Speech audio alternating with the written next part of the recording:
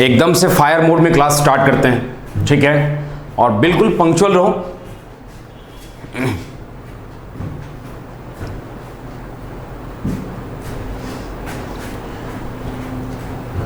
थोड़ा सा एक रिकैप करते बेटा, रिकॉर्डिंग स्टार्ट कर दो। तो हम लोगों ने वेक्टर के ऊपर बात किया था और हमने ये बोला था कि जब हम वेक्टर करते हैं तो इसको एक अजीबोगरीब चीज नहीं समझा जाए। जब हम वेक्टर करते हैं बेटा, इसका मतलब सिंपली एक पॉइंट का कंप्लीट इंफॉर्मेशन देना होता है। जब हम वेक्टर करते हैं इसका मतलब एक पॉइंट का कंप्लीट इंफॉर्मेशन देना होता है। और एक पॉइंट का कंप्लीट इंफॉर्मेशन कैसे पता करोगे? एक पॉइंट का कंप्लीट इंफॉर्मेशन कैसे पता करोगे बेटा? पहले तो ये तय करो कि पॉइंट 2D में कि 3D में है। पॉइंट 2D में है तो पॉइंट का जो रिप्रेजेंटेशन होगा समथिंग कॉमा समथिंग होगा। यदि पॉइंट 3D में है तो point something comma something comma something के फॉर्म में होगा। अगर हम वेक्टर बोलते हैं बेटा, मतलब एक पॉइंट का कंप्लीट इंफॉर्मेशन देना, एक पॉइंट के बारे में कंप्लीट इंफॉर्मेशन देना। और एक पॉइंट का कंप्लीट इंफॉर्मेशन तुम तभी दे सकते हो, एक पॉइंट का कंप्लीट इंफॉर्मेशन देने के लिए आपके पास कम से कम या ज्यादा 2 इंफॉर्मेशन होना चाहिए।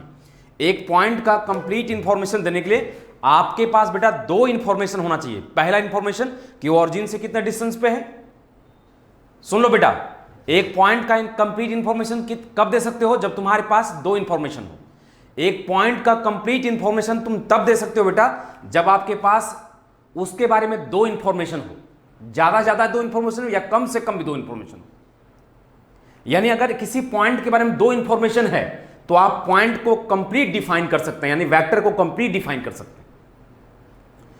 तो पॉइंट ओरिजिन से कितने डिस्टेंस पे है, पहला इंफॉर्मेशन। दूसरा इंफॉर्मेशन कि वो पॉइंट कितना एंगल बना रहा है। अगर पॉइंट 2D में है बेटा, अगर पॉइंट 2D में है, सुन लो, अगर पॉइंट 2D में है तो एक पहला बात पता करो कि ओरिजिन से कितने डिस्टेंस पे है, और दूसरा बात पता करो कि ये पॉइंट पॉजिटिव एक्स एक्सिस से कितना एंगल बना रहा है। और ये सारी बातें बताया हुआ है कि एक पॉइंट कितना एंगल बनाता है। ये बात हम कैसे पता करते हैं? एक पॉइंट कितना एंगल बनाता है ये बात कैसे पता करते हैं बेटा? उस पॉइंट को पहले ओरिजिन से क्या करो, कनेक्ट करो। अगर P के बारे में अगर जानना है आपको, यदि P के बारे में आपको जानना है, यदि P के बारे में जानना है कि ये कितना एंगल बना रहा है, तो सबसे पहले क्या करोगे, इस P पॉइंट को ओरिजिन से मिला दो। अब ये OP जितना बना रहा होगा एंगल, OP जितना बना रहा होगा उतना ही एंगल कौन बनाएगा, P बनाएगा। और हम एंगल का मेजरमेंट कहां से करते हैं बेटा? अगर पॉइंट 2D में हो तो एंगल का मेजरमेंट हम कहां करते हैं? पॉजिटिव एक्स एक्सिस से, पॉजिटिव एक्स एक्सिस से। तो एक पॉइंट का कंप्लीट इंफॉर्मेशन देने के लिए, एक पॉइंट का कंप्लीट इंफॉर्मेशन देने के लिए ये सबसे पहले ये जरूरी है कि वो पॉइंट ओरिजिन से कितने डिस्टेंस पे है, वो पॉइंट ओरिजिन से कितने डिस्टेंस पे, और वो पॉइंट कितना एंगल बना रहा है, कहां से? पॉजिटिव एक्स एक्सिस से, अगर 2D में है।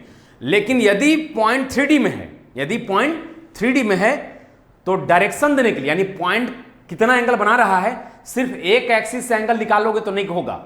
अगर पॉइंट 3D में है बेटा तो आपको तीनों एक्सिस से उसका एंगल पता होना चाहिए, तभी उस पॉइंट का आप डायरेक्शन दे सकते हैं। जैसे यहां तो पता है बेटा कि अगर ये थीटा है तो ये कितना होगा, 90 माइनस थीटा। 2D में क्या होता है बेटा कि अगर एक एक्सिस से पता है एंगल तो आपको दूसरा एक्सिस से अपने आप पता चल जाता है। सुन लो बेटा, ये सब सारे बच्चा ध्यान देगा इस बात पे। अगर आपको 2D में, जैसे ये अगर मान लो कि ये अगर 30 डिग्री है तो तुमको पता है कि 30 है तो कितना होगा, अगर ये वाली 30 है तो कितना होगा, ये हो जाएगा 60। लेकिन अगर यही पॉइंट अगर 3D में रहता, यही पॉइंट कहां पे है, देखो हम क्या कहना चाह रहे हैं, अगर यही पॉइंट 3D में रहता और अगर एक्स एक्सिस से 30 बना रहा है तो y से कितना बनाएगा, वो z से कितना बनाएगा, हम कह नहीं सकते।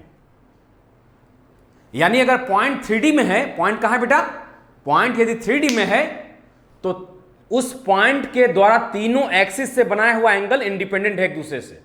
क्या बोल रहे हैं? अगर पॉइंट 3D में यानी पॉइंट स्पेस में है, यदि पॉइंट स्पेस में है तो उस पॉइंट के द्वारा तीनों एक्सिस से जो एंगल होगा वो तीनों एक दूसरे एक आपस में क्या होगा, इंडिपेंडेंट होगा।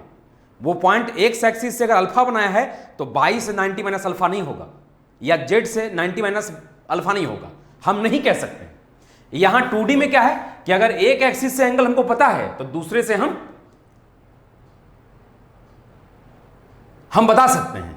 जैसे अगर ये 45 है तो कह सकते हैं ये 45 है, अगर ये अल्फा है तो कहेंगे 90 माइनस अल्फा है, या अगर ये वाली अल्फा है तो कहेंगे 90 माइनस अल्फा है। समझ रहे हो बेटा हम क्या कहना चाह रहे हैं? ठीक है, एक छड़ी है जी,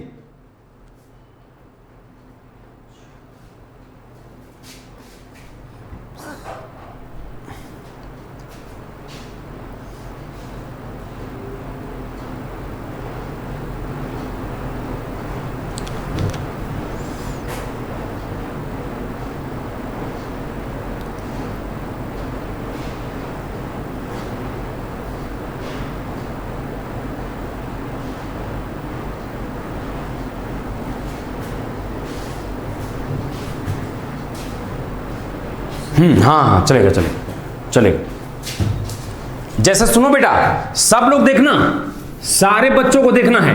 अच्छा पहले एक बात बताओ, सारे लोगों को कमेंट एस या नो में करना है। 2D में अगर पॉइंट है, 2D मतलब पॉइंट का रिप्रेजेंटेशन अगर समथिंग कॉमा समथिंग है, अगर 2D में, अगर पॉइंट 2D में है, पॉइंट 2D मतलब प्लेन में है, पॉइंट अगर प्लेन में है तो उसका रिप्रेजेंटेशन समथिंग कॉमा समथिंग होगा। तो पॉइंट यदि प्लेन में है, जैसे हमारा बोर्ड एक प्लेन है ना, इस तरह से जितना भी तुम समझो, जिस अभी अपने घर में जिस कमरे में तुम पढ़ रहे हो तो तुम्हारा जो फर्श है, जहां पे बेड लगा होगा या तुम्हारा कुर्सी लगा होगा या चेयर लगा होगा, वो जो फर्श है वो क्या कहलाएगा, प्लेन कहलाएगा। और जो तुम्हारा कमरा होगा, जिस कमरे में तुम बैठ के पढ़ रहे हो, तुम्हारा क्या होगा, स्पेस होगा। यानी कि उस जो तुम्हारा फर्श है, जो तुम्हारा फर्श है उसी तरह का फर्श अगर लगाते जाओ लगाते जाओ लगाते जाओ लगाते जाओ तो वो कमरा क्या हो जाएगा, फुलफिल हो जाएगा। यानी स्पेस कैसे बनता है, प्लेन से। स्पेस कैसे बनता है, प्लेन से। और प्लेन कैसे बनता है, लाइन के कॉम्बिनेशन से। कैसे बनता है, लाइन के कॉम्बिनेशन से। लाइन कैसे बनता है, पॉइंट के कॉम्बिनेशन से। समझ रहे हो ना, यानी पॉइंट के कॉम्बिनेशन से लाइन बनता है। लाइन को अगर ड्रॉ करते जाओ तो प्लेन बना देगा। और उसी तरह से प्लेन को क्या करो, यानी फर्श, यानी रेक्टेंगुलर फर्श या स्क्वायर फर्श को, है ना, जैसे तुम्हारा ये बोर्ड है, जैसे ये हमारा दीवार जो है, गौरव सर जिस चैम्बर में बैठते हैं उस चैम्बर को इमेजिन करो। गौरव सर जहां पर अपना चेयर लगाते थे, गौरव सर अपना जहां चेयर यानी जिस फर्श पे बैठते थे वो हमारा प्लेन है, या जो चारों तरफ हमारा जो दीवार था वो क्या है, सब प्लेन है। तो स्पेस कैसे फ्रेम होता है बेटा, प्लेन से। और प्लेन कैसे फ्रेम होता है, लाइन से। लाइन कैसे फ्रेम होता है, पॉइंट से। तो एक चीज क्लियर करो कि यदि अगर पॉइंट प्लेन में है, प्लेन में जैसे मान लो कि प्लेन में है, मान लो ये प्लेन में है, ये एक्स है और ये वाई है। अगर पॉइंट प्लेन में है, अगर इस पॉइंट के द्वारा बनाया गया एंगल अगर अल्फा है, अगर इस पॉइंट के द्वारा बनाया गया एक्स एक्सिस से अल्फा है तो वाई एक्सिस से एंगल निकालोगे? कमेंट करो एस या नो में। यदि एक्स एक्सिस से बनाया हुआ एंगल अल्फा है, यदि एक्स एक्सिस से बनाया हुआ एंगल अल्फा है तो क्या वाई एक्सिस से एंगल निकालोगे? यदि एक्स एक्सिस से बनाया हुआ एंगल अल्फा है तो वाई एक्सिस से एंगल निकाल लोगे?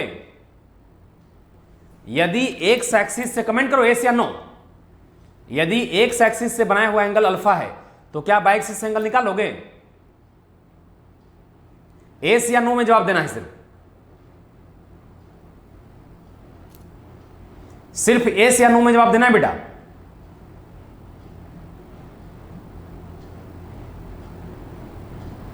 लेकिन अगर यही पॉइंट स्पेस में आ जाएगा, यही पॉइंट कहां जाएगा, स्पेस में। अब देखो जब पॉइंट स्पेस में आएगा तो देखो ये बात जरा जूम करना जी, जरा सिस्टम को दिखाने के लिए। देखो मान लो पॉइंट यहां है बेटा, मान लो कि पॉइंट यहां पे है, ठीक है, ये वाली पॉइंट, और ये वाली एक्स है, ये वाली वाई है, ये वाली क्या है, जेड है ना, ये वाली जेड है, ये वाली जेड है, ये वाली एक्स है, ये वाली वाई है। अगर पॉइंट यहां है तो ये पॉइंट अगर मान लो, सपोज कर लो ये लाइन है, तो ये लाइन एक से अगर अल्फा बना रहा है, एक से कितना बना रहा है, अल्फा, तो ये 22 से कितना बनाएगा ये हम नहीं कह सकते हैं। ये 22 से कितना बनाएगा ये लाइन, ये एक से अगर अल्फा बना रहा है और ये बाई से कितना बनाएगा हम नहीं कह सकते हैं। उसी तरह से ये लाइन जेड से कितना बनाएगा नहीं कह सकते हैं। यानी पॉइंट अगर स्पेस में है, पॉइंट कहां है स्पेस में, पॉइंट यदि स्पेस में है तो वो पॉइंट x से y से z से जो एंगल बनाएगा ये तीनों एंगल आपस में इंडिपेंडेंट होगा, तीनों इंडिपेंडेंट होगा। ये क्लियर है? क्लियर है? क्लियर है तो एस लिखो और नहीं क्लियर है तो नो लिखो। क्लियर है तो एस लिखो, नहीं क्लियर है तो नो लिखो। क्लियर है तो एस लिखो, नहीं क्लियर है तो नो लिखो बेटा। क्लियर है तो एस लिखो, नहीं क्लियर है तो नो लिखो।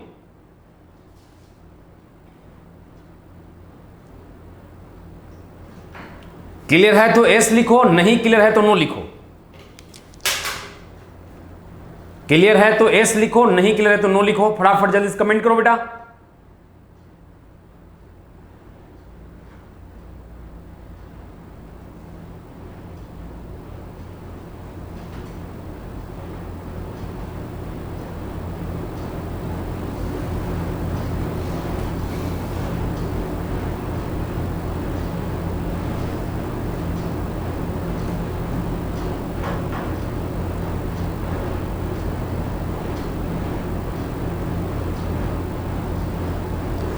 नहीं बेटा, अगर तुमको पॉइंट स्पेस में है और अगर दो एंगल पता है तो हम तीसरा एंगल नहीं निकाल सकते हैं। कहते यही बात तो सिखा रहे थे। अगर तुमको पॉइंट स्पेस में बेटा और मान लो कि एक्स एक्सिस से एंगल पता है उस पॉइंट के द्वारा बनाया हुआ, अगर जेड से ही पता है ना, तो बाई से कितना एंगल है वो नहीं कर सकते हैं क्योंकि कोई रिलेशन नहीं है। 2D में क्या होता है ना कि एक मतलब 2D में क्या होता है कि एक अल्फा है, क्योंकि देखो इधर 2D में फील हो जाता है बेटा, 2D में फील हो जाता है कि अगर ये मान लो कि अगर ये अल्फा है तो ये 90 माइनस अल्फा है, या अगर ये अल्फा है तो ये 90 माइनस अल्फा है। लेकिन 3D में तीनों एंगल आपस में इंडिपेंडेंट है। 3D में क्या बेटा, देखो अपने एक बहुत सिंपल सॉल्यूशन बताता हूं। अपने कमरे में, अपने जिस कमरे में तुम अभी पढ़ रहा होगा, हमारे एक लेक्चर के बाद क्या करना, लेक्चर के बाद क्या करना कि 3 एक्सिस बनाना इस तरह से कॉर्नर में, अपने से एक पेन से ड्रॉ कर देना या 3 छड़ी लेना, और अपने घर में कोई भाई बहन होगा तो उसको पकड़वाना है, तो कोई इस तरह से 3 छड़ी लेना, समझ रहे हो ना। 3 छड़ी को 3 एक्सिस बना देना तुम लोग, एक एक्स, एक वाई, एक जेड, और इस तरह से बेटा, इस तरह से क्या करना, इस तरह से देखो, इस तरह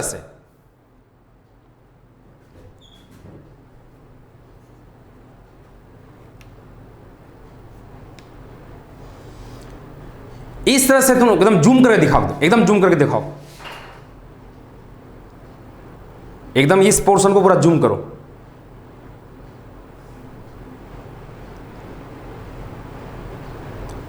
और जूम करो, और जूम करो,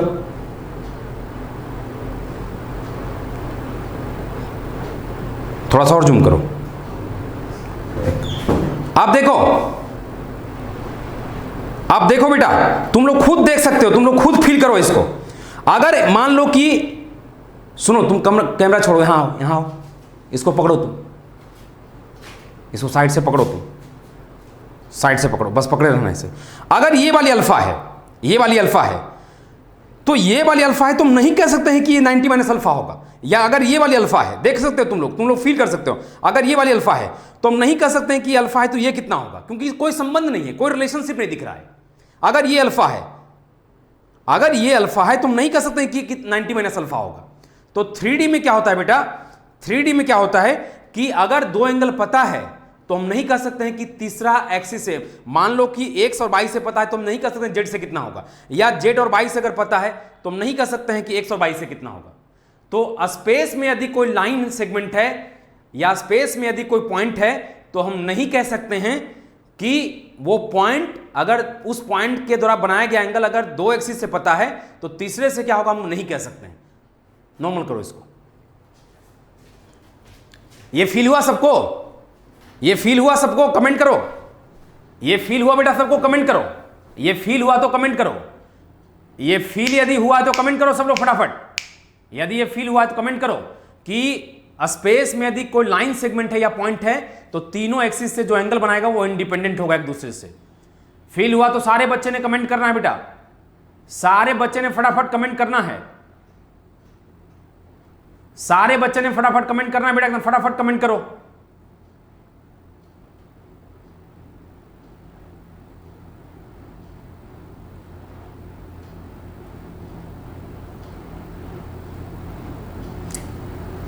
इसका मतलब एक बात तय है बेटा कि अगर कोई पॉइंट स्पेस में है, यदि कोई पॉइंट या कोई लाइन सेगमेंट का मतलब जिसका लेंथ फिक्स हो, लाइन सेगमेंट का मतलब जिसका लेंथ फिक्स हो, तो स्पेस में x से y से z से ये तीनों एक्सिस से जो एंगल बनाएगा वो इंडिपेंडेंट होगा। ठीक है, आप देखो बेटा हम बात कर रहे हैं वेक्टर के ऊपर और ये सब बात कर रहे हैं क्योंकि ये सब आपस में कनेक्टेड है। एक दो क्लास होते होते आपको वेक्टर का एकदम पूरा फील आना शुरू हो जाएगा। जब हम वेक्टर बोलते हैं तो इसको एक अजीबो गरीब चीज समझा नहीं जाना चाहिए। वेक्टर बोलते हैं मतलब एक पॉइंट का कंप्लीट इंफॉर्मेशन।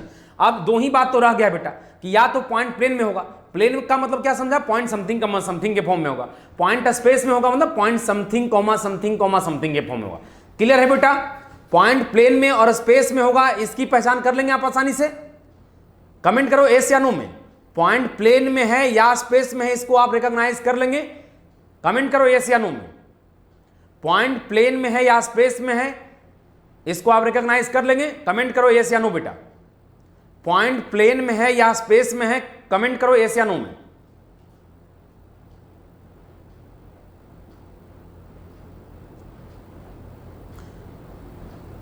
पॉइंट प्लेन में है मतलब पॉइंट समथिंग कॉमा समथिंग के फॉर्म में होगा, पॉइंट स्पेस में है मतलब point something comma something comma something के फॉर्म में होगा।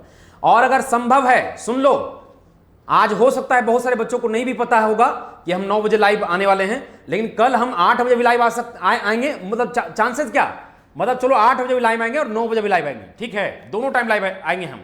कल है बेटा हम 8 बजे भी लाइव आएंगे और 9 बजे भी लाइव आएंगे। तो कोशिश करना कि बायोलॉजी का बच्चा भी वेक्टर देखे, उसका जो फिजिक्स होगा बेटा EMI वगैरह में उसका एप्लीकेशन होगा वेक्टर का। ठीक है, इलेक्ट्रोमैग्नेटिक इंडक्शन जब आप पढ़ेंगे तो उसमें वेक्टर का बहुत भयानक एप्लीकेशन होगा, वेक्टर का बहुत ही भयानक एप्लीकेशन होगा। इसलिए हो सके तो बायोलॉजी वाला बच्चा भी इसको वेक्टर देखेगा। ठीक है,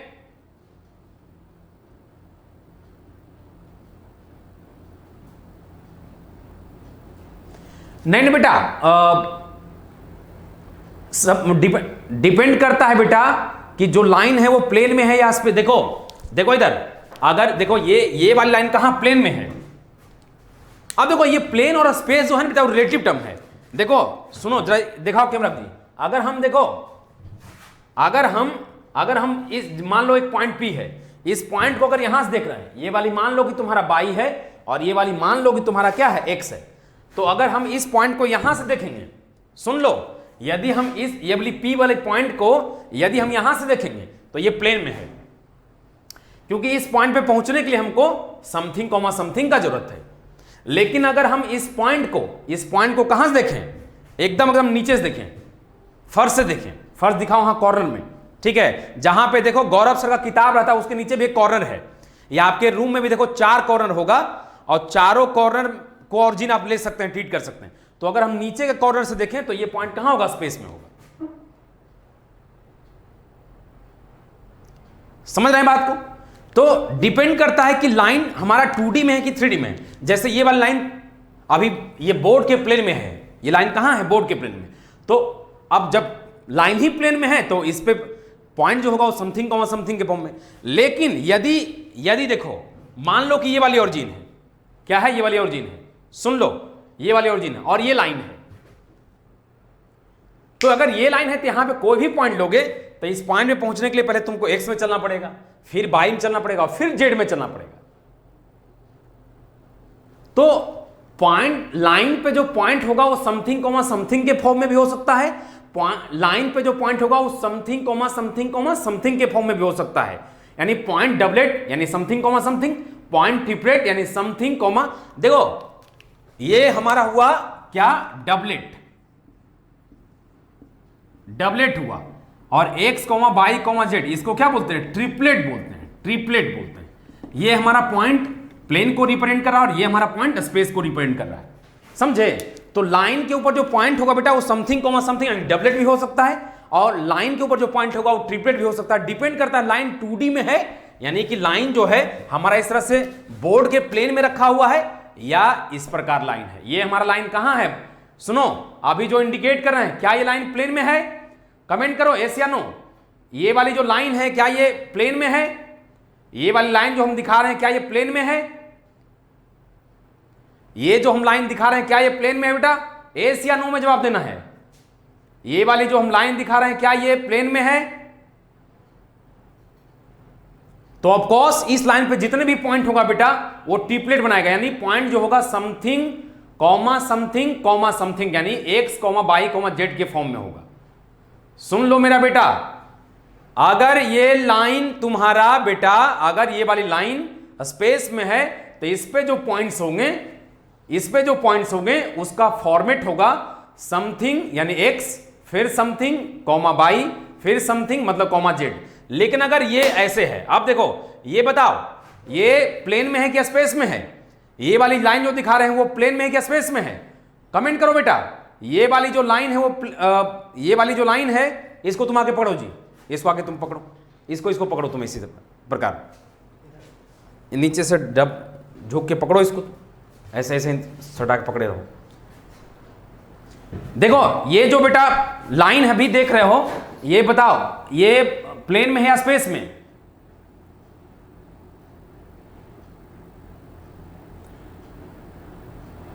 ये वाली जो लाइन है बेटा वो प्लेन में है स्पेस में है?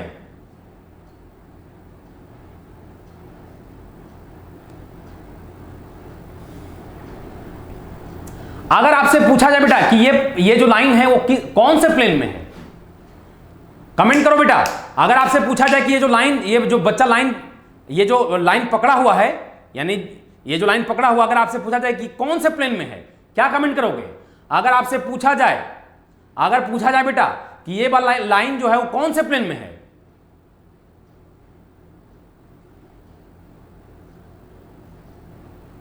नहीं बेटा ये एक्स वाई प्लेन में, ये बोलेंगे बोर्ड के प्लेन में है। कौन से प्लेन में है बेटा? बोर्ड के प्लेन में है बेटा। ये सुन लो बेटा, ये कौन से प्लेन में है? एक्स वाई तो ठीक है, लेकिन किसके प्लेन में है? एक्स वाई भी किसके प्लेन? एक्स वाई कौन से प्लेन में है? एक्स वाई जो ड्रॉ किया वो कौन से प्लेन में है? ये बोर्ड वाले प्लेन में है।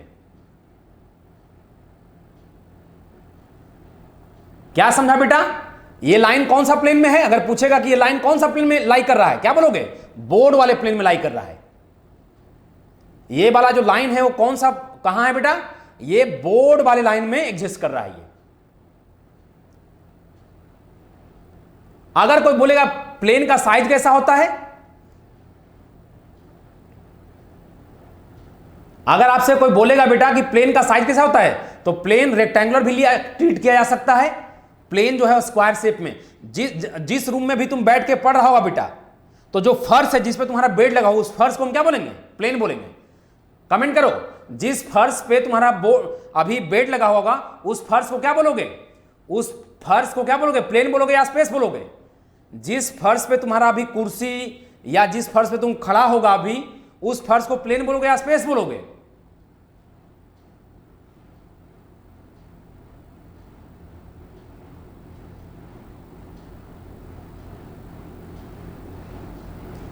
नहीं बेटा, ये प्लेन और स्पेस ये डिपेंड करता है ना कि तुम अपने मकान के फर्स्ट फ्लोर पे हो, सेकंड फ्लोर पे हो, और उस फर्श को तुम कहां से देख रहे हो, उस फर्श को तुम कहां से देख रहे हो ये मैटर करता है। उस फर्श को तुम कहां से देख रहे हो ये मैटर करता है। अगर तुम उस फर्श को उस रूम के कॉर्नर से देख रहे हो, अगर उस फर्श को रूम के कॉर्नर से देख रहे हो, यदि उस फर्श को तुम उस रूम के कॉर्नर से देख रहे हो तब वो प्लेन है। लेकिन अगर उस फर्श को कहीं और से देख रहे हो, मकान के बाहर से देख रहे हो या फर्स्ट फ्लोर से देख रहे हो, तब वो स्पेस में होगा बेटा। तो ये प्लेन और स्पेस जो है वो रिलेटिव टर्म है। क्या बोल रहे हैं बेटा?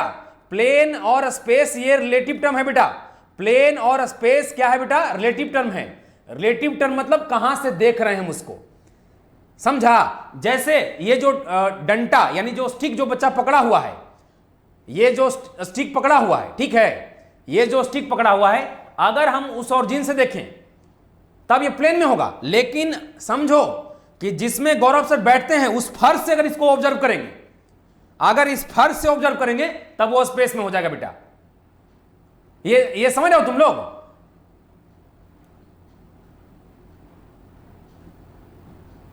हाँ कह सकते हो, प्लेन मतलब 2D कह सकते हो बेटा, स्पेस मतलब छोड़ दो हटा दो जी, ठीक है, तुम कह सकते हो प्लेन मतलब 2D और स्पेस मतलब 3D, ठीक है।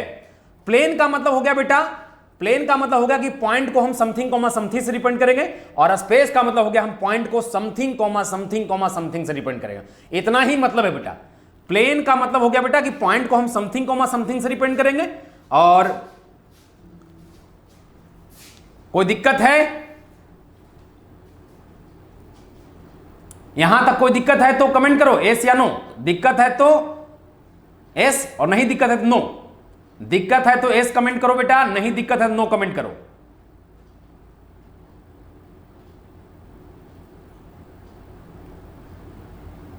वन डी होता है, ऑफकोर्स होता है बेटा, ठीक है, लेकिन वो रिलेटिव टर्म है।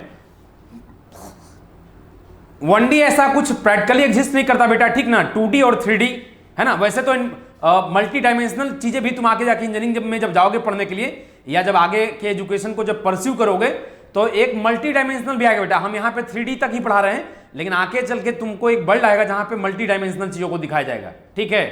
तो 1D तो मोशन पढ़ा होगा, है ना, 1D का मोशन। लेकिन वही है ना बेटा, हम कह रहे हैं ना कि 1D आखिर उसको कंपेयर तो करना ही पड़ेगा, ठीक है।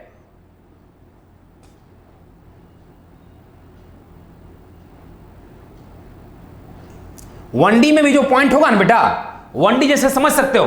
अगर जैसे देखो 1D को ऐसे समझो तुम, जैसे अगर हम इस डायरेक्शन में जा रहे हैं तो हम कहेंगे 1D, लेकिन 1D है बेटा तो ये भी तो प्लेन में है ना। ये अगर लाइन बन रहा है, अगर ये स्ट्रेट लाइन है, तो ये स्ट्रेट लाइन भी क्या है, प्लेन के अंदर है। तो इसमें जो पॉइंट होगा वो क्या हो जाएगा, x, 0, क्योंकि ये पॉइंट है पूरा x एक्सिस पे, और x एक्सिस पे बाई कोऑर्डिनेट कितना होता है, 0। ये भी देखो 1D है, नहीं समझा। लेकिन 1D मतलब 1D का मतलब हुआ कि ये भी तो प्लेन के अंदर है, और प्लेन के अंदर है तो पॉइंट क्या होगा, 0, बाई। चूंकि ये बाई एक्सिस है तो बाई एक्सिस पे x कोऑर्डिनेट कितना होता है, 0। तो 1D मतलब कह सकते हो कि वो एक्चुअली में 2D भी है ना। 1D जैसा चीज नहीं हो सकता है, ठीक है। तो 1D हो सकता है, लेकिन वो ओवरऑल आया कहां से, 2D से ही आया है। लाइन भी जब हम देखो बेटा, अगर ये देख सकते हो, ये भी तो 1D है। स्ट्रेट लाइन का मतलब क्या समझते हो कि एक लाइन पे मूवमेंट हुआ है। मोशन इन 1D पढ़ा होगा, 1 डायमेंशनल। तो ये 1 डायमेंशनल, ये क्या कर सकते हैं, वो ये 1 डायमेंशनल नहीं, लेकिन ये वाली तो 1 डायमेंशनल है। तो ये 1 डायमेंशनल में भी क्या देख रहे हो, बाई कोऑर्डिनेट तो एग्जिस्ट करता है, भले 0 है। ये भी 1 डायमेंशनल है, लेकिन यहां x 0 है, तो यहां पॉइंट का रिप्रेजेंटेशन 0, समथिंग है, यानी समथिंग, समथिंग है। यहां भी पॉइंट का रिप्रेजेंटेशन क्या है, समथिंग, समथिंग है।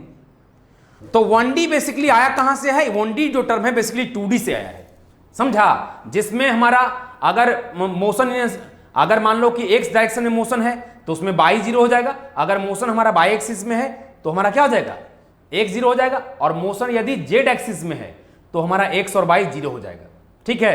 तो 1D है बेटा, लेकिन 1D is the part of 2D and 3D। Lock करें? हां बेटा 4D भी एग्जिस्ट करता है, 5D भी एग्जिस्ट करता है।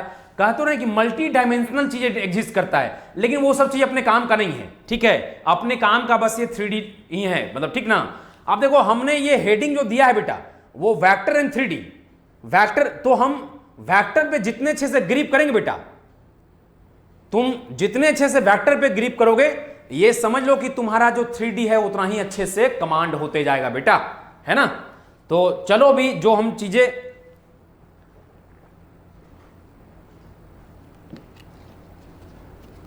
आप देखो बेटा, ये सब चीजें जो हम कर रहे हैं, ये जो भी सारी हरकत कर रहे हैं कि हम पढ़ा रहे हैं वेक्टर, और अभी हम प्लेन की बात कर रहे हैं, स्पेस की बात कर रहे हैं, ये हम क्या करना चाह रहे हैं, किस किस्म का काम करना चाह रहे हैं इसके साथ, 1-2 क्लास में सारी चीजें क्लियर होगा। और तब देखो पढ़ने में फील थोड़ा आना शुरू हो जाएगा, ठीक है। क्योंकि फिर 3D वेक्टर को अगर समझ नहीं पाओगे तो फिर यही होगा कि रट्टा मारना पड़ेगा। और अब हमारी कोशिश है कि तुमको समझाएं, है ना, जितना संभव है, जितना लड़ सकते हैं उतना हम लड़ के समझाएंगे। अरे बेटा देखो ऑरिजिन भी देखो ना, अगर हम ऑरिजिन भी है तो ऑरिजिन का पॉइंट भी तो समथिंग, समथिंग है। और ये समथिंग, समथिंग अगर हम देख रहे हैं क्या, अगर हम 2D में देख रहे हैं तब ऑरिजिन जब हम बोलते हैं, देखो बेटा ध्यान रखना आगे के बाद, आप थोड़ा मैच्योर बच्चों की तरह बात करना। जब हम ऑरिजिन कहते हैं तो समथिंग, समथिंग भी हो सकता है, और जब हम ऑरिजिन कहते हैं तो समथिंग, समथिंग, समथिंग भी हो सकता है। डिपेंड करता है कि ऑरिजिन को हम प्लेन में ट्रीट कर रहे हैं या ऑरिजिन को हम स्पेस में ट्रीट कर रहे हैं। यानी ऑरिजिन जो माना गया है वो प्लेन के लिए माना गया है, या ऑरिजिन जो माना गया है वो स्पेस के लिए माना गया है। नहीं समझा? तो ऑरिजिन का फॉर्मेट भी क्या है, समथिंग, समथिंग। और ऑरिजिन का फॉर्मेट क्या है, something comma something comma something. तो ऑरिजिन हमारा प्लेन का हिस्सा भी हो सकता है और स्पेस का हिस्सा भी हो सकता है ना। प्लेन का मतलब समथिंग कॉमा समथिंग पॉइंट होगा और स्पेस का मतलब something comma something comma something हिस्सा होगा।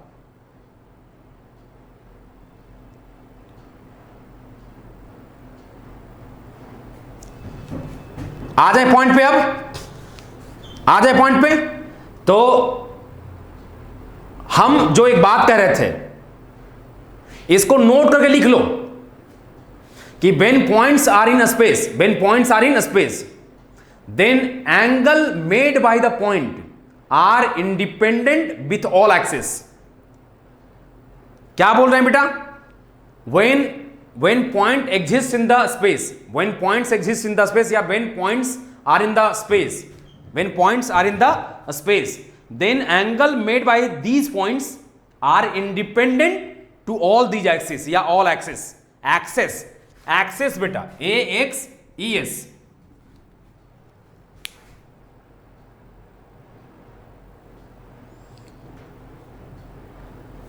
यानी कि जब हम कहते हैं पॉइंट का डायरेक्शन बताओ, यानी वेक्टर का डायरेक्शन यानी पॉइंट का डायरेक्शन, सुन लो बेटा, हम कहते हैं वेक्टर का डायरेक्शन बताइए मतलब दिए गए पॉइंट का डायरेक्शन, दिए गए पॉइंट का डायरेक्शन मतलब दिए गए पॉइंट के द्वारा बनाया गया एंगल।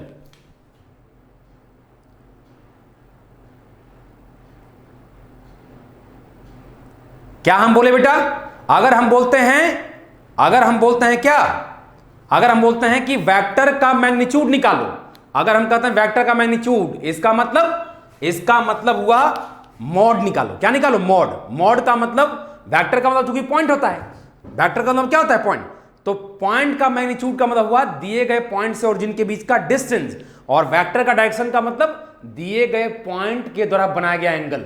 अब देखो, यदि पॉइंट 2D में है तो एंगल हम कहां से मेजर करेंगे, पॉजिटिव एक्स एक्सिस से, और यदि पॉइंट 3D में है तो उस पॉइंट का डायरेक्शन देने के लिए हमको पॉजिटिव एक्स एक्सिस से, पॉजिटिव वाई एक्सिस से और पॉजिटिव, यानी तीनों एक्सिस से एंगल हमको क्या करना पड़ेगा, निकालना पड़ेगा, तब उसका डायरेक्शन कन्फाइंड होगा। क्लियर है। तो 2D में वेक्टर का डायरेक्शन निकालना, सुन लो, 2D में वेक्टर का डायरेक्शन निकालना, 2D में वेक्टर का डायरेक्शन निकालना और 3D में वेक्टर का डायरेक्शन निकालना, ये क्लियर है। 2D में वेक्टर का डायरेक्शन निकालना और 3D में वेक्टर का डायरेक्शन निकालना, ये जो हम दो बात समझाए, क्लियर है। क्लियर है तो एस लिखो, अदरवाइज हम फिर एक्सप्लेन करेंगे। 2D में वेक्टर का डायरेक्शन निकालना और 3D में वेक्टर का डायरेक्शन निकालना।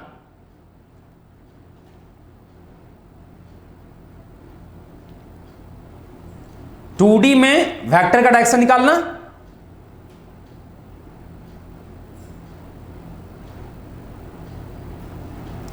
टू डी में वेक्टर का डायरेक्शन निकालना और 3D में वेक्टर का डायरेक्शन निकालना। क्लियर है। जब हम कहते हैं बेटा वेक्टर 2D में, सुन लो इधर, इतना वेक्टर तो उम्मीद करते हैं कि आता होगा तुमको। वेक्टर 2D में इसका मतलब 3i + 2j, यानी कि हमने कहा था कि वेक्टर का मतलब पॉइंट, इसका मतलब ये जो वेक्टर है वो कौन सा पॉइंट को रिप्रेजेंट कर रहा है, ये जो वेक्टर है वो कौन सा पॉइंट को, ये 3,2 को, यानी कि जो i का कोएफिशिएंट है वो 3 को, यानी x कोऑर्डिनेट होगा, और जो j का कोएफिशिएंट है वो y कोऑर्डिनेट होगा। उसी प्रकार अगर मान लो एक वेक्टर है 3i + 2j + 5k, सुन लो बेटा, यदि वेक्टर है 3i + 2j + 5k, तो ये कौन सा पॉइंट को, 3,2,5। तो ये पॉइंट देखो, ये वेक्टर हमारा प्लेन में है और ये वेक्टर हमारा कहां है, स्पेस में है। वेक्टर मतलब पॉइंट, यानी ये पॉइंट प्लेन में है और ये पॉइंट क्या है, स्पेस में है। यानी ये वेक्टर का डायरेक्शन कैसे निकलेगा, सिर्फ एक्स एक्सिस से इसका एंगल निकाल लो। इस वेक्टर का डायरेक्शन कैसे निकालो बेटा, सिर्फ एक्स एक्सिस से एंगल निकाल लो, इसका डायरेक्शन निकल जाएगा। जबकि बेटा इस वेक्टर का डायरेक्शन कैसे निकलेगा, इस वेक्टर का डायरेक्शन निकालने के लिए तुमको एक्स एक्सिस से एंगल निकालना पड़ेगा, फिर वाई एक्सिस से, फिर जेड, यानी तीनों एक्सिस से एंगल निकालोगे तब इसका डायरेक्शन निकलेगा। इस समझ में आया तुम लोग को। वेक्टर का मतलब पॉइंट, अगर हम कहते हैं कि ये वेक्टर है तो ये 3,2 को, अगर कहते हैं ये वेक्टर है तो ये 3,2,5 को। तो अगर कहते हैं इस वेक्टर का डायरेक्शन निकालो, मतलब ये जिस पॉइंट को रिप्रेजेंट कर रहा है उस पॉइंट के द्वारा एंगल, चूंकि पॉइंट 2D में है, चूंकि पॉइंट 2D में है बेटा, चूंकि पॉइंट 2D में है इसलिए जो एक्स एक्सिस से बनाया हुआ एंगल होगा वही इसका डायरेक्शन हो जाएगा। और यहां कहते हैं वेक्टर का डायरेक्शन निकालो, इसका मतलब चूंकि पॉइंट यहां पे 3D में है, वेक्टर का मतलब पॉइंट का कंप्लीट इंफॉर्मेशन निकालना होता है। वेक्टर का मतलब एक पॉइंट का कंप्लीट इंफॉर्मेशन, और एक पॉइंट का कंप्लीट इंफॉर्मेशन कब निकलेगा, जब हम दो चीज पता कर लेंगे, उसका ओरिजिन से डिस्टेंस कितने दूरी पे है और उसके द्वारा बनाया गया एंगल।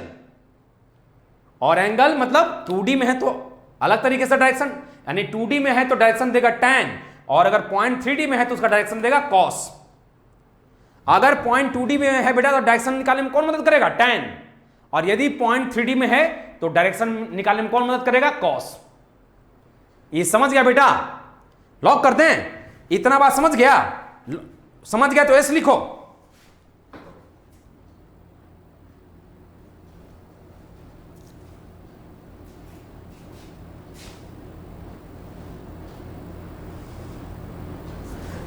शिवम ये भी निगेटिव एक्सिस पे 3D वेक्टर पॉसिबल है। ये बेटा आगे की बात आगे में देखेंगे, अभी जितना बात हम समझाना चाह रहे थे उतना समझ में आएगा नहीं। एक आगे का कोई एक छठा क्वेश्चन नहीं करना है, ठीक है। जब आगे बढ़ेंगे बेटा तो तुम्हारे मन में एक छठा क्वेश्चन नहीं रहने देंगे। हम जितना बात तुमको समझाना चाह रहे हैं, ये समझ में आए तो लिखो एस, और नहीं समझ में आए तो लिखो नो। फिर से हम एग्जाम्पल देंगे। ये शिवम आपका जो क्वेश्चन है आगे का कोई क्वेश्चन नहीं, जितना समझाना चाह रहे थे इतना समझा के नहीं, सिर्फ इतना कमेंट करना है तुमको। अगर समझ में आया तो एस लिखो, और नहीं समझ में आया तो नो लिखो। फिर से एग्जाम्पल देंगे। सारे बच्चों ने कमेंट करना है। ये बात जो हम समझाने की कोशिश कर रहे थे वो समझ में आया तो एस, और नहीं समझ में आया तो नो लिखो बेटा।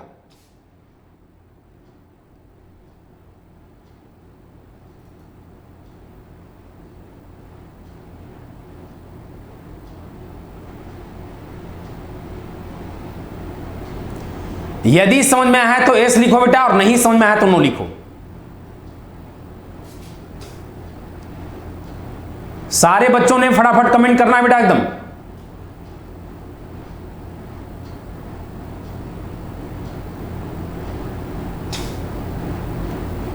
हमने एक वेक्टर लिया है 3i + 2j। i j k से वाकिफ है बेटा तुम लोग। i j k क्या है, i मतलब x के डायरेक्शन में बताता है। बात करेंगे इसके बारे में, डिटेल से बात करेंगे। i j k के बारे में भी डिटेल से बात करेंगे, लेकिन हम उम्मीद करके चल रहे हैं अभी बस इतना समझो कि i का मतलब पॉजिटिव x एक्सिस की तरफ जाना है, पॉजिटिव j का मतलब पॉजिटिव y एक्सिस की तरफ जाना है, और पॉजिटिव k का मतलब पॉजिटिव z एक्सिस। अगर -i मतलब निगेटिव x एक्सिस की तरफ जाना है, -j का मतलब निगेटिव y एक्सिस की तरफ जाना है, और अगर -k है मतलब निगेटिव नहीं। अभी यूनिट वेक्टर के ऊपर हम बात ही नहीं करें बेटा, अभी बस हम सिर्फ वेक्टर के बारे में बात कर रहे हैं। अभी यूनिट वेक्टर या फलाना जो वेक्टर का टाइप्स डिस्कस करने के मूड में नहीं है, अभी आएंगे धीरे धीरे। हम बस इतना जान रहे हैं कि एक वेक्टर हमने 3i + 2j लिया है, और जब हम वेक्टर कहते हैं तो 3,2 को डिपेंड करेगा ये, और एक वेक्टर हमने लिया है 3i + 2j + 5k जो कि 3,2,5 को डिपेंड कर रहा है। अगर हम 3i + 2j का डायरेक्शन निकालते हैं, अगर हम कहते हैं आपसे बेटा कि 3i + 2j का डायरेक्शन निकालो, इसका मतलब 3,2 के द्वारा बनाया गया एंगल। चूंकि ये पॉइंट 2D में है तो एक्स एक्सिस से जो इसके द्वारा बनाया गया एंगल होगा वो इसका डायरेक्शन हो जाएगा। और चूंकि पॉइंट 2D में है तो कैसे निकलेगा, tan से। कैसे निकलेगा, tan से।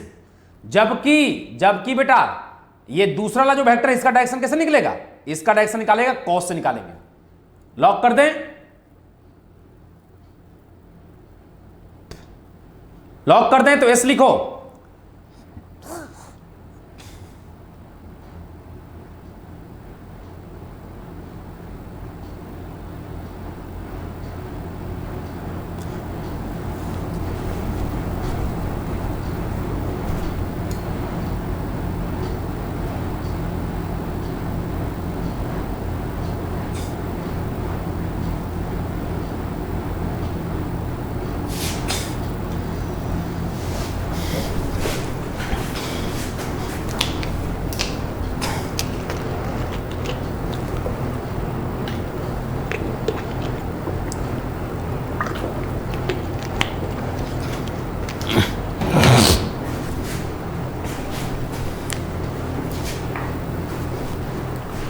जो वेक्टर का एक्सपीरियंस है बेटा वो 2-3 क्लास और पढ़ाते पढ़ाते एकदम वेक्टर पढ़ने का, वेक्टर को सोचने का, वेक्टर को देखने का नजरिया पूरा बदल देंगे, है ना। 3-4 क्लास होते होते ये वेक्टर के बारे में बेटा तुम्हारा नजरिया, तुम्हारा एक्सपीरियंस, तुम्हारा सोच बदलेगा, है ना। आप बस देखते जाइए इस चीज को।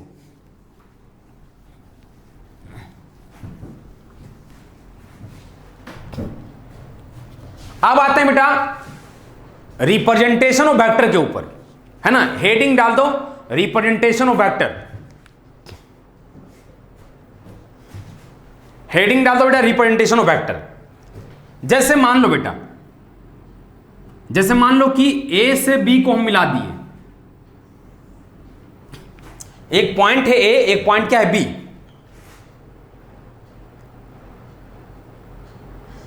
तो अगर हम ए बी लिखते हैं तो ए बी का मतलब हुआ ए से बी का डिस्टेंस। ए बी का मतलब क्या हुआ, ए से बी का डिस्टेंस, यानी इसमें डिस्टेंस तो है लेकिन डायरेक्शन नहीं है। डायरेक्शन देने के लिए हमको क्या लगाना पड़ेगा, एरो। यानी जब भी हम किसी वेक्टर को लिखेंगे, यानी जब भी हम किसी वेक्टर को, तो हम वो क्या लगाएंगे, उसमें एरो जोड़ देंगे। क्योंकि जब हम एरो नहीं देते हैं उसका मतलब उसमें डिस्टेंस तो है लेकिन उसमें एंगल नहीं आया है। एंगल शो करने के लिए उसमें एरो लगाना क्या है, जरूरी है। अब हम क्या करेंगे, इसमें ये लगाएंगे। अब देखो हमने कहा था कि तुम वेक्टर ऐसे लिखना, हम सिंपली ऐसे लिख देंगे, समझा। अगर हम ए बी वेक्टर लिखते हैं इसका मतलब हुआ कि ये ए से बी की तरफ जा रहा है। और जैसा कि तुम जानते हो बेटा कि ये वेक्टर की क्या डिपेंड करेगा, एक पॉइंट को डिपेंड करेगा। अगर हम कह दें आपसे, अगर हम कह दें कि ये कौन सा पॉइंट को रिप्रेजेंट कर रहा है,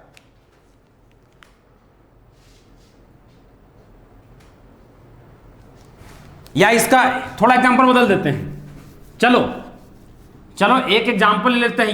ये मान लो ए है और ये बी है, समझा। एरो लगा दिए, इसका मतलब वेक्टर है, और वेक्टर है मतलब एक पॉइंट को रिप्रेजेंट करेगा। बताओ, कोई बच्चा कमेंट करे मेरे को, ये कौन सा पॉइंट को रिप्रेजेंट कर रहा है, कमेंट करो जो मन में आता है। हमने एक एक्स एक्सिस भी ले लिया है, एक वाई एक्सिस भी ले लिया है। हमको कमेंट करके बताओ बेटा कि ये कौन सा पॉइंट को रिप्रेजेंट कर रहा है। जो बताएगा समझेंगे कि वो अच्छे से रिवीजन वगैरह भी किया है, अच्छे से मेरा 11th के हर लेक्चर्स को अच्छे से पढ़ा और रिवीजन किया है। ये कौन सा पॉइंट को रिप्रेजेंट करेगा बेटा। हमने एक डायरेक्ट, जो देखो जो ए से बी जो ड्रॉ किया हुआ है बेटा, इसको डायरेक्टेड लाइन सेगमेंट कहते हैं। क्या बोलते हैं बेटा इसको, directed line segment. Directed line segment का मतलब हुआ उसमें डायरेक्शन प्लस डिस्टेंस दोनों है। डायरेक्टेड लाइन सेगमेंट का मतलब क्या हुआ बेटा कि उसमें एंगल प्लस डिस्टेंस दोनों है, यानी डायरेक्शन प्लस डिस्टेंस दोनों है। डायरेक्टेड लाइन सेगमेंट का मतलब हुआ कि उसमें पॉइंट का कंप्लीट इंफॉर्मेशन है। पॉइंट का कंप्लीट इंफॉर्मेशन मतलब पॉइंट से ओरिजिन के बीच का डिस्टेंस भी है उसमें, और उस पॉइंट के द्वारा बनाया गया एंगल भी है। कोई मेरे को बताएगा कि ये जो ए बी है वो कौन सा पॉइंट को रिप्रेजेंट कर रहा है। क्योंकि ए बी वेक्टर है, डायरेक्टेड लाइन सेगमेंट है, एरो लगाया हमने, तो वेक्टर है। तो वेक्टर है तो एक पॉइंट को, तो ये पॉइंट कौन सा पॉइंट को रिप्रेजेंट कर रहा है। ए बी जो वेक्टर है ये कौन सा पॉइंट को रिप्रेजेंट करेगा।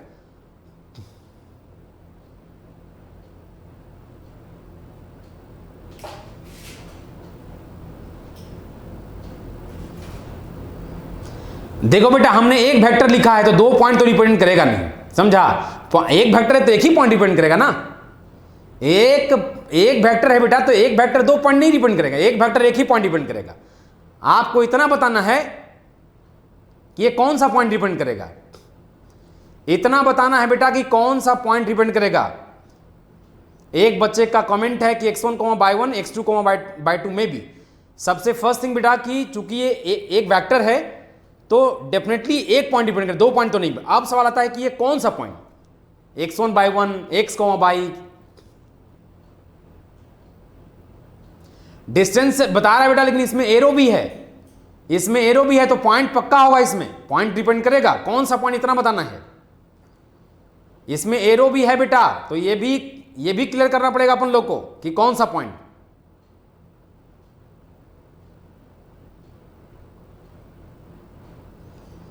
चलो कुछ कुछ बच्चा अपने अपने हिसाब से गेस कर रहा है। देखो बेटा ये तो एग्जैक्ट बताना, सुन लो, ये हम एक तरह से टेस्ट ले रहे थे। ये एग्जैक्ट बताना कि ये कौन सा पॉइंट को रिप्रेजेंट करेगा, ये बताना कि ये कौन सा पॉइंट को रिप्रेजेंट करेगा ये इम्पॉसिबल है, लेकिन हाँ इतना बताया जा सकता है। देखो एक बताओ, किसी भी पॉइंट को हम कहां से ऑब्जर्व करते हैं? किसी भी पॉइंट को हम कहां से ऑब्जर्व करते हैं बेटा? किसी भी पॉइंट को हम कहां से ऑब्जर्व करते हैं? ऑरिजिन से। किसी भी पॉइंट को हम कहां से ऑब्जर्व करते हैं? ऑरिजिन से। क्या ये हमारा ऑरिजिन से कनेक्टेड है? ये जो डायरेक्टेड लाइन सेगमेंट है, क्या ये ऑरिजिन से कनेक्टेड है? तुमको वेक्टर के बारे में एक बात पता है बेटा कि वेक्टर कैन बी शिफ्टेड। सुन लो, एक बात वेक्टर के बारे में पता होगा और नहीं पता है तो मैं बता रहा हूं। वेक्टर के बारे में एक बात बता रहे हैं बेटा कि vector can be shifted parallelly provided that its magnitude and direction should be same. क्या मैं बोल रहा हूं बेटा? Vector can be shifted provided that its magnitude and direction should be, यानी कि ए बी जो वेक्टर है उसको तुम यहां भी शिफ्ट कर सकते हो, है ना?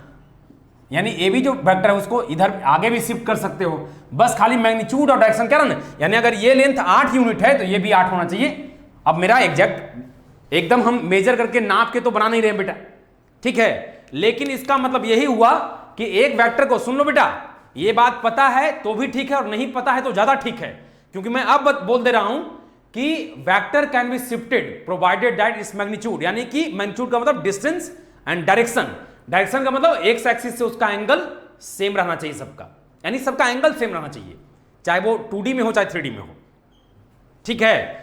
और हम किसी भी पॉइंट को कहां से देखते हैं? ऑरिजिन से। तो सबसे पहले क्या करो, इसके टेल को, ये वाली हेड है और ये वाली क्या है? टेल है। तो सबसे पहले इसको पैरेलली शिफ्ट करो। तो लग रहा है कि पैरेलली शिफ्ट करेंगे तो इस तरह से आएगा, इस तरह से आएगा, ये तुम्हारा ए हो गया, ये तुम्हारा क्या हो गया? बी, और इसमें एरो लगा दो। नहीं समझा? तो ये वाली पॉइंट किसको रिप्रेजेंट कर रहा है? ये वाली पॉइंट किसी न किसी फोर्थ क्वाड्रेंट में किसी पॉइंट को रिप्रेजेंट कर रहा है। यानी ये जो डायरेक्टेड लाइन सेगमेंट है, ये वाली जो वेक्टर है, ये वाली जो डायरेक्टेड लाइन सेगमेंट है, या वेक्टर कह लो, सब एक ही बात है। वेक्टर कह लो मतलब एक पॉइंट रिप्रेजेंट करेगा। अगर ये वेक्टर है, अगर ये डायरेक्टेड लाइन सेगमेंट है तो एक पॉइंट होगा। ये कौन सा पॉइंट होगा? ये किसी फोर्थ क्वाड्रेंट के कोई पॉइंट को रिप्रेजेंट कर रहा है, क्योंकि हम किसी भी पॉइंट को कहां से ऑब्जर्व करते हैं बेटा? ऑरिजिन से। तो क्या करोगे? अगर कोई डायरेक्टेड लाइन सेगमेंट दिया हुआ है, जैसे जिस प्रकार हम दिए हैं, सुन लो क्या बोल रहे हैं, अगर कोई डायरेक्टेड लाइन सेगमेंट दिया हुआ है जिस प्रकार हम दिए हुए, डायरेक्टेड लाइन सेगमेंट का मतलब अगर एक वेक्टर दिया हुआ है, मतलब उसमें एक टेल है एक हेड है, समझा? और अगर पूछ दे आपसे कि ये कौन सा पॉइंट को रिप्रेजेंट कर रहा है, पहले क्या करोगे? उसको पैरेलली शिफ्ट करोगे कुछ इस प्रकार कि उसका टेल ऑरिजिन पे आ जाए, और है ना, ऑरिजिन से जहां तक हो जाए आगे। तो एग्जैक्ट ये बताना कि ये कौन सा पॉइंट को रिप्रेजेंट कर रहा है, ये संभव नहीं है, लेकिन हां ये बताया जा सकता है कि ये कोई न कोई फोर्थ क्वाड्रेंट के पॉइंट को रिप्रेजेंट कर रहा है। क्लियर है? ये बात क्लियर है? क्लियर है तो एस लिखो, और नहीं क्लियर है तो नो लिखो। क्लियर है तो एस लिखो और नहीं तो नो लिखो बेटा, हम एक्सप्लेन करेंगे दूसरा एग्जांपल देख के। क्लियर है तो एस लिखो, नहीं क्लियर है तो नो लिखो, दूसरा एग्जांपल देंगे। फटाफट कमेंट करो यार, बहुत वक्त लगाते हो तुम लोग।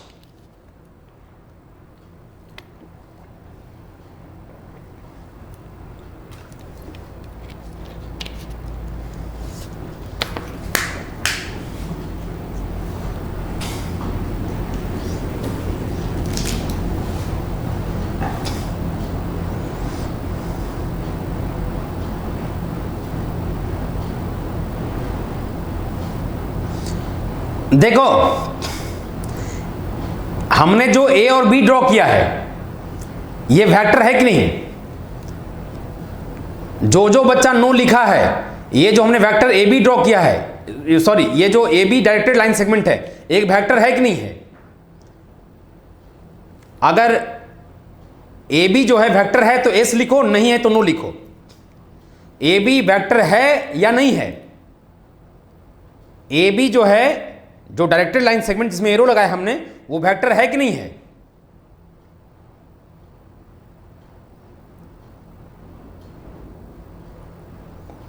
ए बी जो हमने वेक्टर लिखा है वो, सॉरी, ए बी जो हमने डायरेक्टेड लाइन सेगमेंट, वो वेक्टर है या नहीं है? है। और वेक्टर है तो एक पॉइंट होगा, मानते हो? यदि ए बी जो डायरेक्टेड लाइन सेगमेंट है अगर वेक्टर है तो एक पॉइंट को डिपेंड करेगा।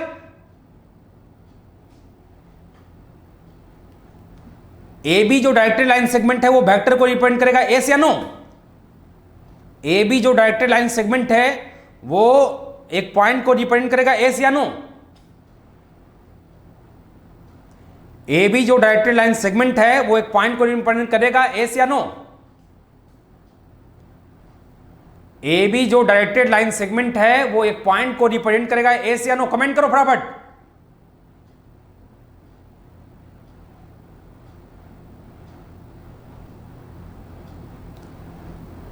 और हम किसी भी पॉइंट को कहां से ऑब्जर्व करते हैं? किसी भी पॉइंट को कहां से ऑब्जर्व करते हैं? चाहे पॉइंट 2D में और 3D में, किसी भी पॉइंट को हम कहां से देखते हैं? किसी भी पॉइंट को हम कहां से ऑब्जर्व करते हैं? कमेंट करो फास्ट। किसी भी पॉइंट को हम कहां से ऑब्जर्व करते हैं? किसी भी पॉइंट को हम कहां से ऑब्जर्व करते हैं? किसी भी पॉइंट को हम ऑरिजिन से ऑब्जर्व करते हैं, राइट? ओके, ऑरिजिन से ऑब्जर्व करते हैं। क्या हमारा ए बी जो डायरेक्टेड लाइन सेगमेंट उसका टेल ऑरिजिन से कनेक्टेड है? जो A be directed line segment है वो क्या हमारा ऑरिजिन से कनेक्ट, मतलब उसका जो टेल है ऑरिजिन से कनेक्टेड है? नहीं ना। तो सबसे पहले कोई भी डायरेक्ट, ठीक है, कोई भी डायरेक्टेड लाइन सेगमेंट हो, सुन लो मेरी बात, आज के बाद कोई भी डायरेक्टेड लाइन सेगमेंट हो और यदि पूछ दिया जाए आपसे कि वो जो डायरेक्टेड लाइन सेगमेंट है वो कौन सा पॉइंट को रिप्रेजेंट कर रहा है, तो सबसे पहले ये देखना कि वो जो डायरेक्टेड लाइन सेगमेंट है उसका टेल ऑरिजिन से कनेक्टेड है कि नहीं। क्या मैंने बोला?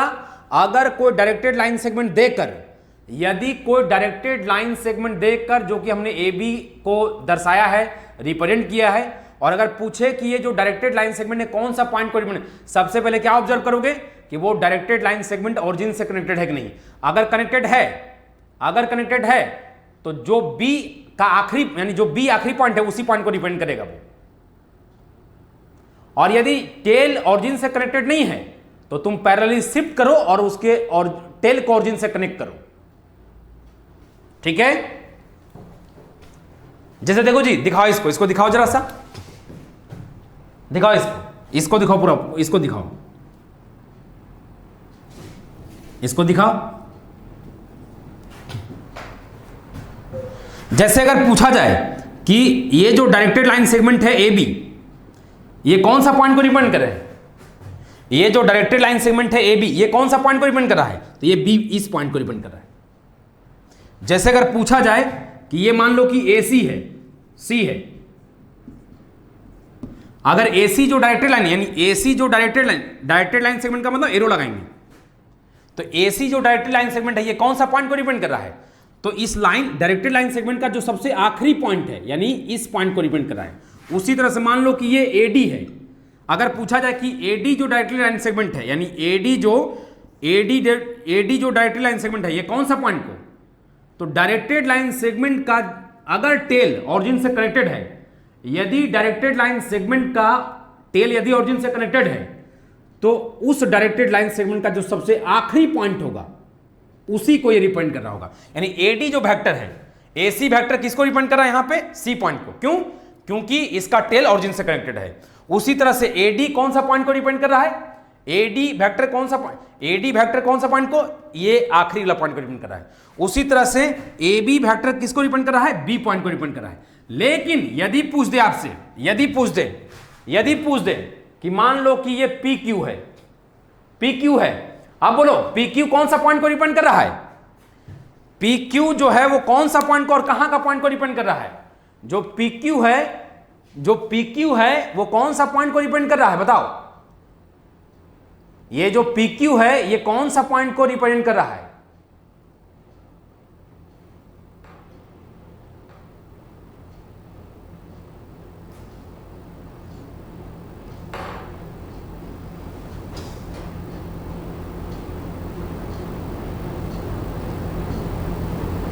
ये PQ जो है वो कहां का पॉइंट है? ये सेकेंड क्वाड्रेंट का पॉइंट है या फर्स्ट क्वाड्रेंट का पॉइंट है? PQ जो पॉइंट है, PQ जो वेक्टर है, ये फर्स्ट क्वाड्रेंट के पॉइंट को या सेकेंड क्वाड्रेंट के पॉइंट को? PQ जो वेक्टर है वो फर्स्ट क्वाड्रेंट के पॉइंट को या सेकेंड क्वाड्रेंट के पॉइंट को? PQ जो वेक्टर है वो फर्स्ट क्वाड्रेंट के पॉइंट को या सेकेंड क्वाड्रेंट के पॉइंट को रिप्रेजेंट कर रहा है? कमेंट करो। फर्स्ट क्वाड्रेंट के पॉइंट को तो 1 लिखो, सेकेंड क्वाड्रेंट के पॉइंट को तो 2 लिखो। पी क्यू जो वेक्टर है,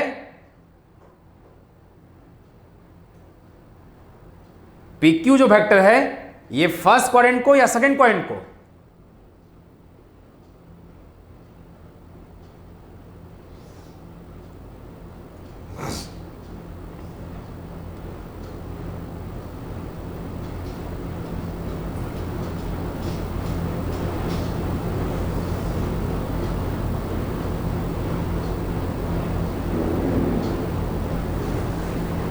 जल्दी से कमेंट करो, आप लोग कमेंट नहीं कर रहे हो।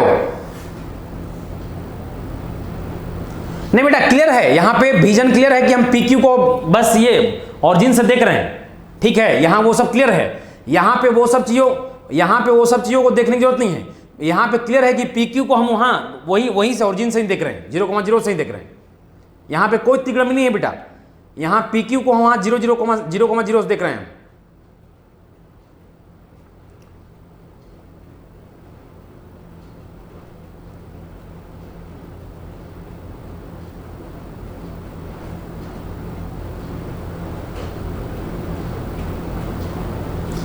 दिखाओ जी, ए को दिखाओ, जरा सा ए को दिखाओ तुम।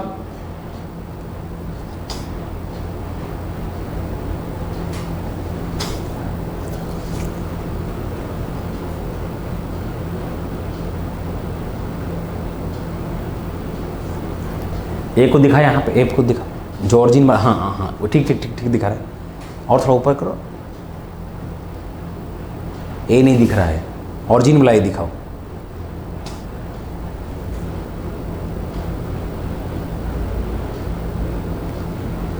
हाँ PQ को ए से देख रहे हैं, देख रहे हो, ए जो ऑरिजिन हमने माना है, यहां ऑरिजिन को हमने ए माना है बेटा, यहां ए को हमने ऑरिजिन माना है।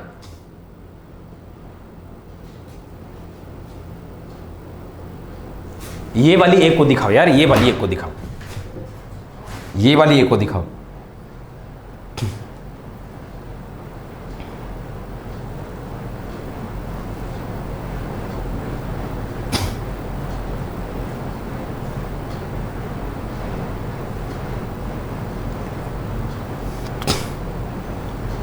यानी हम PQ को ये ऑरिजिन जो हमने ए माना है यहां से देख रहे हैं।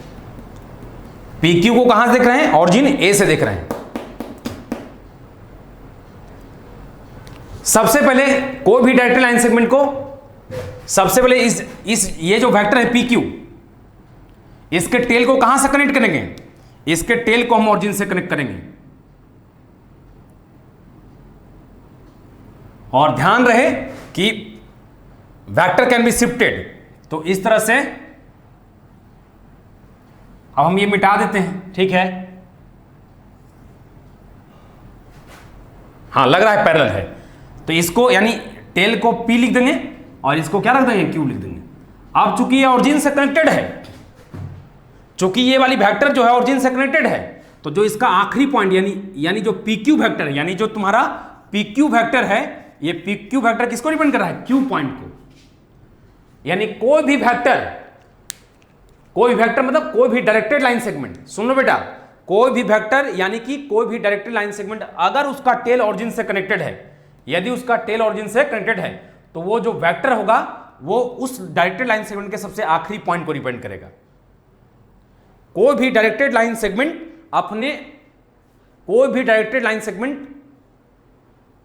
सबसे आखिरी पॉइंट को डिपेंड करेगा, जब उसका टेल ऑरिजिन से कनेक्टेड है। जैसे मान लो कि अगर ये PR है, अगर मान लो एक वेक्टर है PR, तो PR जो वेक्टर है वो किसको डिपेंड करेगा? R पॉइंट को। PR वेक्टर किसको डिपेंड करेगा? R पॉइंट को। अगर कोई वेक्टर यानी डायरेक्टेड लाइन सेगमेंट ऑरिजिन से कनेक्टेड है, तो वो सेगमेंट का जो सबसे आखिरी पॉइंट होगा, उसी पॉइंट को PQR डिपेंड कर रहा है।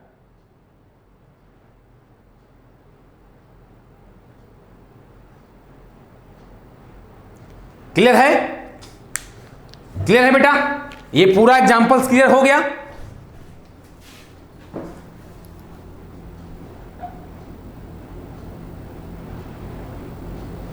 हाँ ऑफकोर्स P देखो बेटा, हम P को शिफ्ट, अगर हम वो P पॉइंट देखेंगे, अगर वो वाला P देख रहे हैं तो वो 0,0 नहीं है, क्योंकि वेक्टर अगर हम एज ए पी क्यू को एक साथ देख रहे हैं, हम सिर्फ पी को नहीं देख रहे हैं, हम पी क्यू को एक वेक्टर माने हैं, हम वेक्टर के हिसाब से इसको देख रहे हैं कि पी क्यू एक वेक्टर है और वहां से हमने उसको शिफ्ट किया है, पी क्यू एक वेक्टर है और वहां से हमने उसको शिफ्ट किया है, पी क्यू एक वेक्टर है और वहां से हमने उसको पैरेलली शिफ्ट किया है ना, क्योंकि vector can be shifted parallelly, vector can be shifted parallelly provided that its magnitude and direction should be same.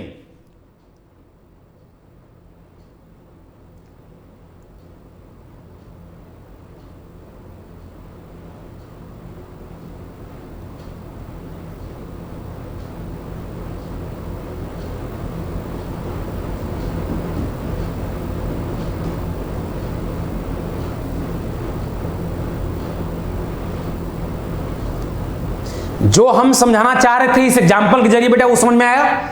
समझ में सबको अगर आया है तो एस लिखो, और यदि दिक्कत है तो नो लिखो।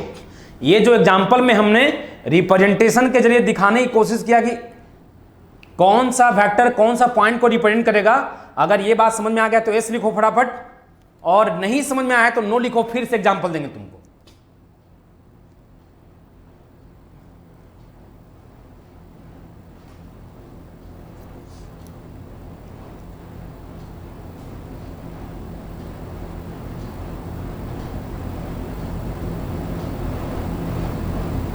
आगे का कोई क्वेश्चन नहीं करना है बेटा,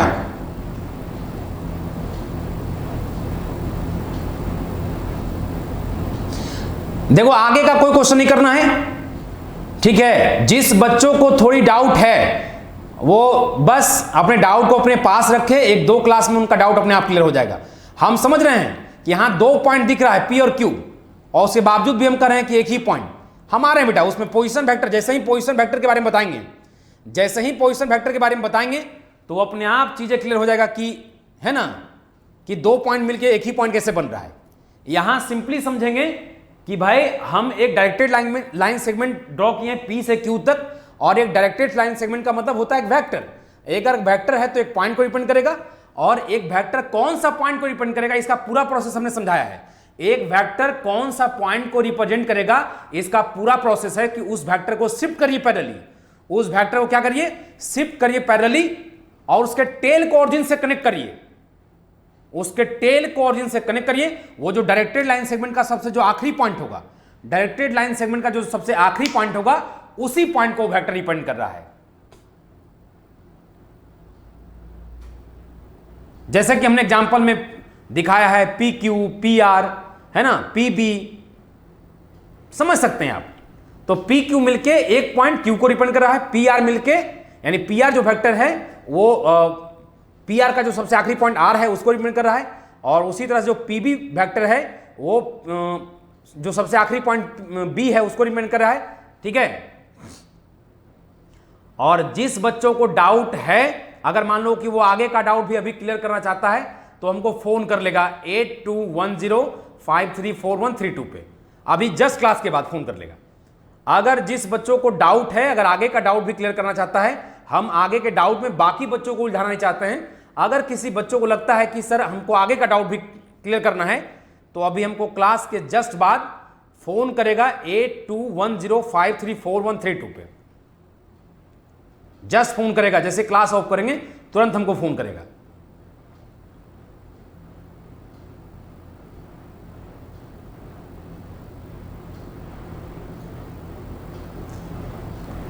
कल हम पोजीशन वेक्टर, एडिशन, सब्ट्रैक्शन ये सब पे बात करेंगे, अपने आप बहुत सारा चीज क्लियर होते जाएगा। अभी तो हम वेक्टर इंट्रोड्यूस करने के लिए माहौल बना रहे हैं, वेक्टर को इंट्रोड्यूस बस थोड़ा सा इंट्रोड्यूस किए हैं, और बाकी जो है ना मजा जो है 2 दिन में अपने आप आना शुरू हो जाएगा।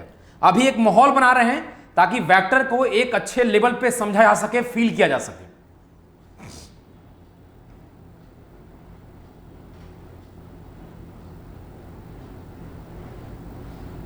लॉक कर दें, चलो बेटा। तो आज बस रिकैप कर देते हैं। आज हम सिर्फ रिकैप करते हैं, जब हम वेक्टर बोलते हैं इसका मतलब पॉइंट, और पॉइंट का कंप्लीट इंफॉर्मेशन देना।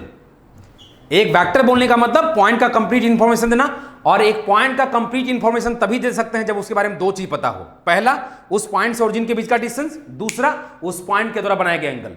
अब देखते हैं कि पॉइंट 2D में है कि 3D में है। अगर पॉइंट 2D में है तो यदि उस पॉइंट का एक्स एक्सिस से एंगल पता है, मतलब डायरेक्शन पता है आपको, लेकिन यदि वो पॉइंट 3D में है तो उस पॉइंट का डायरेक्शन आप तभी पता कर सकते हैं जब उस पॉइंट से तीनों एक्सिस से बनाया हुआ एंगल आपको पता है। जब हम कहते हैं किसी वेक्टर का मैग्नीट्यूड, जैसे देखो अगर मान लो PQ वेक्टर है, अगर हम मैग्नीट्यूड कहते हैं इसका मॉड, सुन लो बेटा, अगर हम कहते हैं PQ वेक्टर का मैग्नीट्यूड, इसका मतलब मॉड, इसका मतलब P से Q का डिस्टेंस, इसका मतलब हुआ क्या, इसका मतलब हुआ distance between P and Q। अगर हम बोलते हैं AB वेक्टर का मैग्नीट्यूड निकालो, क्या बोलते हैं, AB वेक्टर का मैग्नीट्यूड निकालो, हम जितना समझाना चाह रहे हैं बेटा बस उतना ही समझो, ना आगे का बात समझो ना पीछे का बात समझो, बस जितना समझाना चाह रहे हो उतना समझो, उतना फोकस करो। AB वेक्टर का मैग्नीट्यूड मतलब, AB वेक्टर का मैग्नीट्यूड का मतलब हो गया कि इसका मॉड, और इसका मॉड का मतलब हो गया बेटा A से B के बीच का डिस्टेंस। AB वेक्टर का मैग्नीट्यूड का मतलब इसका मॉड, और AB वेक्टर के मॉड का मतलब हुआ A से B के बीच का डिस्टेंस, यानी distance between A and what, B, distance between A and B। उसी तरह से अगर तुमसे कहा जाए PQ का डायरेक्शन बताओ, PQ का क्या बताओ, डायरेक्शन, इसका मतलब हुआ कि PQ जिस पॉइंट को रिप्रेजेंट कर रहा होगा, PQ वेक्टर है और वेक्टर है तो एक पॉइंट को रिप्रेजेंट करेगा, तो PQ का डायरेक्शन का मतलब हुआ बेटा कि PQ जिस पॉइंट को, तो मान लो PQ इस पॉइंट को रिप्रेजेंट कर रहा है, तो यानी ये वाली पॉइंट PQ यानी PQ जो है वो ये वाली पॉइंट को, तो इस पॉइंट के एंगल मान लो कि अल्फा है, क्या है, अल्फा, तो इस PQ का डायरेक्शन कितना हो जाएगा, अल्फा हो जाएगा। अल्फा का मतलब हुआ कि इस PQ के द्वारा बनाया गया एंगल एक्स एक्सिस से कितना है। PQ का डायरेक्शन का मतलब बेटा, PQ का डायरेक्शन का मतलब PQ के द्वारा एक्स एक्सिस से बनाया हुआ एंगल। PQ वेक्टर का डायरेक्शन का मतलब हुआ बेटा कि एक्स एक्सिस से बनाया हुआ एंगल। अगर PQ 3D होता, अगर PQ कहां होता, PQ अगर 3D में होता, सुन लो बेटा, अगर PQ वेक्टर 3D में होता, अगर PQ वेक्टर कहां होता 3D में, तब PQ वेक्टर का डायरेक्शन का मतलब होता कि PQ के द्वारा एक्स एक्सिस के द्वारा बनाया गया एंगल, बाई एक्सिस के द्वारा बनाया गया एंगल, और क्या, जेड एक्सिस, या तीनों से एंगल पता रहेगा, तब हम PQ का डायरेक्शन निकाल सकते हैं। समझा। अगर PQ का मैग्नीट्यूड का मतलब क्या हुआ बेटा, PQ वेक्टर का मैग्नीट्यूड का मतलब सुन लो, PQ वेक्टर का मैग्नीट्यूड का मतलब हुआ इसका मॉड, और PQ का मॉड का मतलब क्या हुआ बेटा, P से Q के बीच का डिस्टेंस, क्लियर है, distance between P and what, Q। Lock कर दें।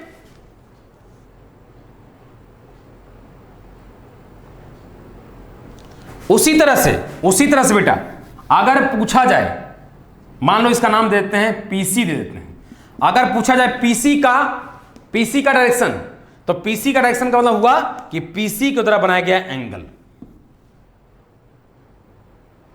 एक्स एक्सिस से, अगर ये PC 2D में है, और अगर ये PC 3D में है तो एक्स एक्सिस से बनाया हुआ एंगल, बाई एक्सिस से बनाया हुआ एंगल एंड जेड एक्सिस से बनाया हुआ एंगल।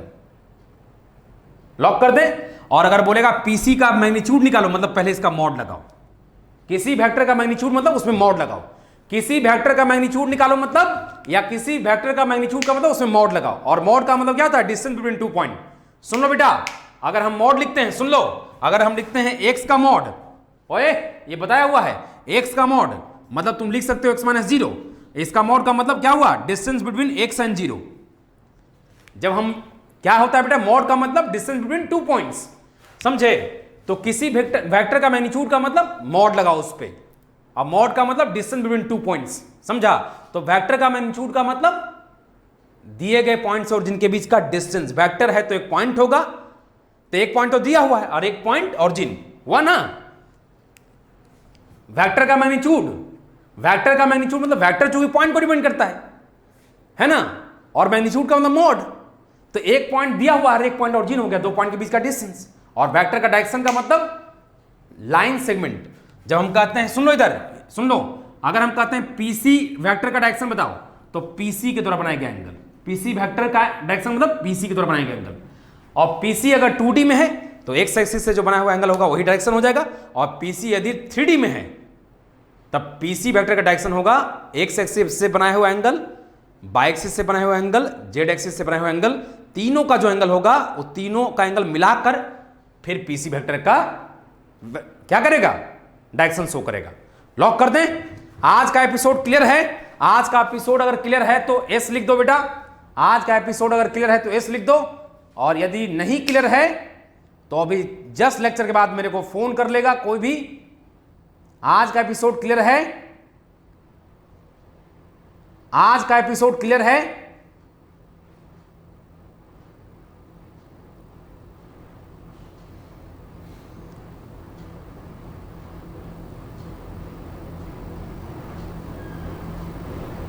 आज का एपिसोड क्लियर है? आज का एपिसोड क्लियर है बेटा? तो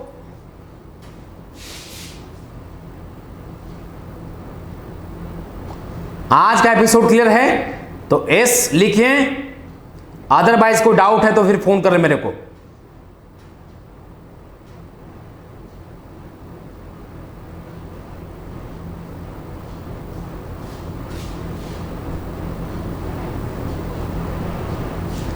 चलो बेटा कल मिलते हैं, कल 8 से 9, 9 से 10 मिलेंगे। उम्मीद करते हैं कल और वेक्टर क्लियर होगा।